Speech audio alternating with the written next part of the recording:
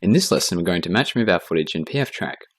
I've created a new project for this and called Liquid UI, and that's just in J drive project files, and that's where PFTrack will set up its folder structure. Something to note is I'm working at 25 frames a second and I'm starting at frame 1. If we go into the media browser and under J drive, we can see under clips, raw footage that we have our. Alright, I've cached the clip so we can scrub through in real time, examine our clip, and let's add in the auto track node. So we'll plug that in here and let's go preview so we can see where the trackers are. And because I've had the luxury of tracking this shot beforehand, I know that PFTrack thinks that the keyboard is a much better place to track than the desk. However, it's not where the keyboard is that our motion graphics are going to be appearing, it's on the desk. So we need to encourage PFTrack to place more trackers on the desk area. And how do we do that? Well, we could selectively draw masks, but I'm too lazy to draw masks, so I'm going to let the computer do all the work and just tell PFTrack to track a truckload of frames. And because we have so many frames, there will be a decent amount on the desk. And another reason PFTrack will place more on the keyboard is because it doesn't have a hand obstructing it. So the reason I'm just going with so many points is just to make sure that we get as many points as possible on the desk so that we can set our ground plane to that very easily.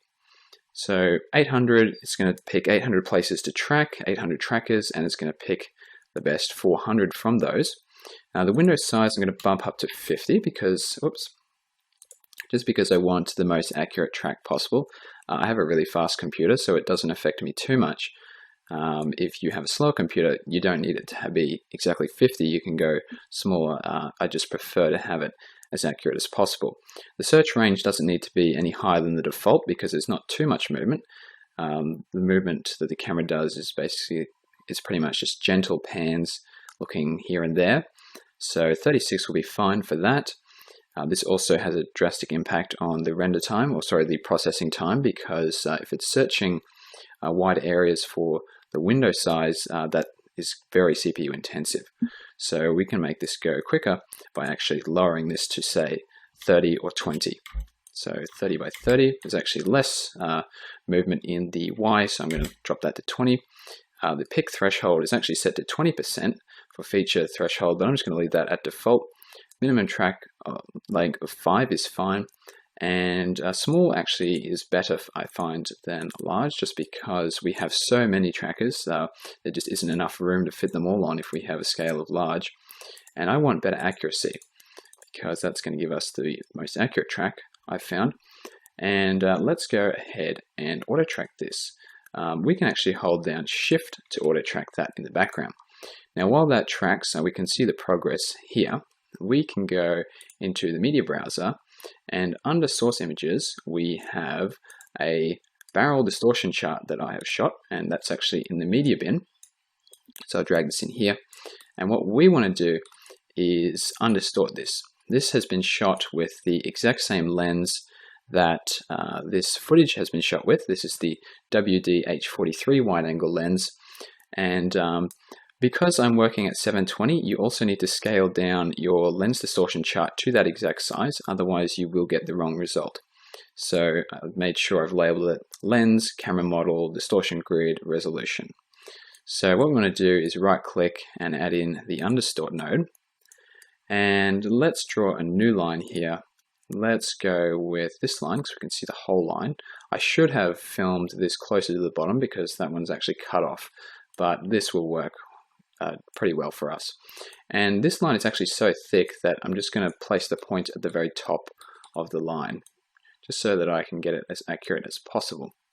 So move all of these points to the very top of the line, and once we've done that, we can zoom out and we can solve this line here. Now that looks straight, although one line often isn't enough to solve the whole thing. We can find out by drawing another one, and we can see no, this isn't straight at all. It's straighter than it was, but it's still bent. So let's come in and drag this to maybe the bottom of the line, and maybe add a few more points as we need to. And that looks pretty good. Okay, so line 2, let's solve for line 2 as well. Now they're both straight. And let's also solve for high order distortion as well. So we have a bit of that as well. And I'm just going to solve the first line again, solve the third line. Sorry, the second line again. And that way we just get a balance between the two. And that looks very straight. So let's just check that the the vertical is also straight. Let's bring that in, that to the very left-hand side. And see that, yes, that is very straight. Thank you, PFTrack. We don't need that line.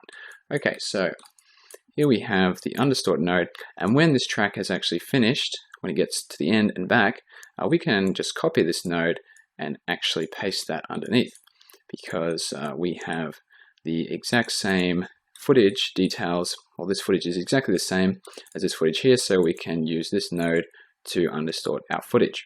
So I'll see you when this is finished. Okay, so that is finished, and here we have all our tracks. Now what we need to do is just go through and delete the points that are bad, and we can see any points that are on the hand we know are wrong, and any points that have these way out tails that don't match with the general movement of the scene. We also need to delete those, and also points that are impossible to track, such as these 3 points, because they only sit on one plane of contrast. So the easiest way to do that would be with the marquee tool, and you can hold down Alt for lasso marquee and just delete twice, once to delete and second to confirm, because you need to confirm the deletion. Whoops, I just deleted the node. So let's delete that, and this can take maybe 5-10 minutes, so I'll just do this in my own time, but I'll see you when all the bad trackers have been deleted. Okay, so I've deleted pretty much all the bad ones. There's probably 1 or 2 or 3 that I might have missed, but we can just threshold those out later on. So let's plug the auto track into the undistort, and we'll see that the footage becomes undistorted. We can't see the trackers, and that's because we need a camera solver node to be able to see those. And we can see that they have been pushed out to match this distortion. So we can see we have that auto tracker there, and then all the trackers have been pushed out to correctly model this distortion. And with the camera solver here, let's just go solve all. We'll just let PFTrack work its magic, and this could take a little while just because we have so many trackers, so we'll just let it do its thing. Okay, the camera solve has finished, and I've just set this point as the origin, so you can just select any point, set origin, and let's have a look. It's looking pretty good. Let's go into the 3D view, and we can see that there's a few trackers there that are just plain wrong. So let's grab the marquee, lasso those, and in the trackers, deactivate them. So actually you can't orbit while having the marquee selected, so turn that off and find any other bad tracking points. See a few that are under the ground. We can see one that's way out there. So again, marquee, and delete the bad ones. Okay, deactivate those. Now let's come to the errors. You can see we have a very low margin of error, and that's just thanks to the gentle nature of the scene, even though it does have some slightly subtle movements and rolling shutter. But thanks to the very large window size that we have set, we have very low error, and we can even trim this further down just to remove some of the worst points. So after we refine that solution, we can see that the 3D view cleans up a bit more, and we can see that we have a very nice clear definition of our scene, the ground plane and the keyboard. So let's go back to the one view, and let's add in an orient scene node. And we've got the origin in the right spot, but what we want to do is set the ground plane to this ground plane here, or the desk. So let's select all these points here, and just trying to avoid any ones that could be touching the keyboard, and let's set that to XZ plane, and that should give us a pretty nice orientation, but we might just want to rotate it so that X is going across, Z is going back, and that should be good. So let's take off that, And let's see how our match move is going. Very nice. So let's right click and add in the export node, and we need to export a few different things. We need to export one camera for the After Effects, so call this camera AE, and using the After Effects preset, because we'll need to export the camera for After Effects for when we do the motion graphics, so export that. We need a Maya camera because we're going to import this into Maya. That just changes the scene scale so that it fits the Maya scene scale. We need that as well. What we also need is to export the clip. So we can choose the name, we'll call this footage undistorted. And the format for that, we can just take away pass-through and run an 8-bit TIFF sequence out of there. And you can set where you want that to go. I've already exported that, so I won't actually hit the export button, but that will export the footage that has been undistorted, so this clip here, with the distortion taken out. What we also want to export is a PF barrel, and this is just a very small .pfb file that we can use in our compositing application, which in this course is NUKE.